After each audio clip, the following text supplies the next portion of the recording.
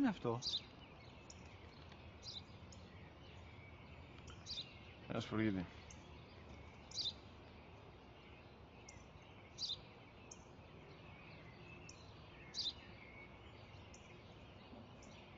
Τι είναι αυτό?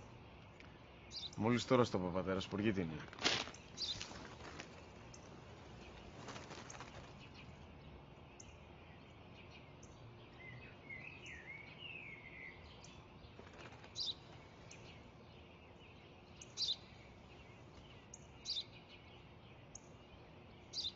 Τι είναι αυτό?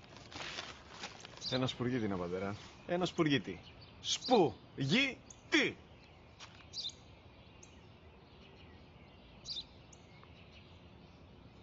Τι είναι αυτό? Γιατί το κάνεις αυτό το πράγμα, μπορείς να μου πεις? Τόσες φορές σου είπα, είναι ένα σπουργίτη. Δεν το καταλαβαίνεις. Πού πας?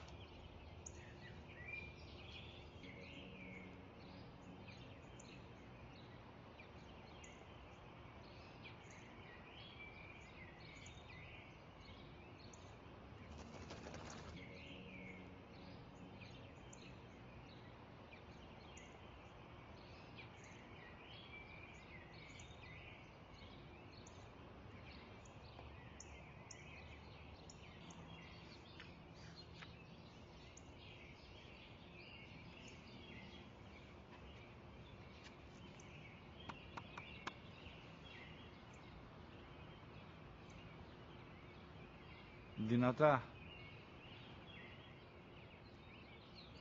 Σήμερα ο μικρός μου γιος που πριν λίγες μέρες έκλεισε τα 3 καθόταν μαζί μου έξω στο πάρκο όταν ένα σπουργίτη ήρθε και κάθισε απέναντί μας. Ο γιος μου με ρώτησε 21 φορές τι ήταν αυτό και του απάντησα και τις 21 φορές ότι ήταν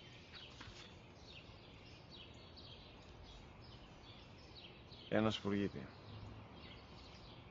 Τον αγκάλιασα τρυφερά και τις 21 φορές που μου έκανε την ίδια ερώτηση ξανά και ξανά,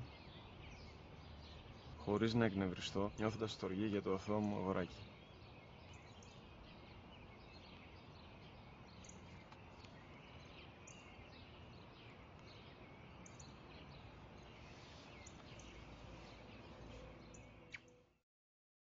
وقضى ربك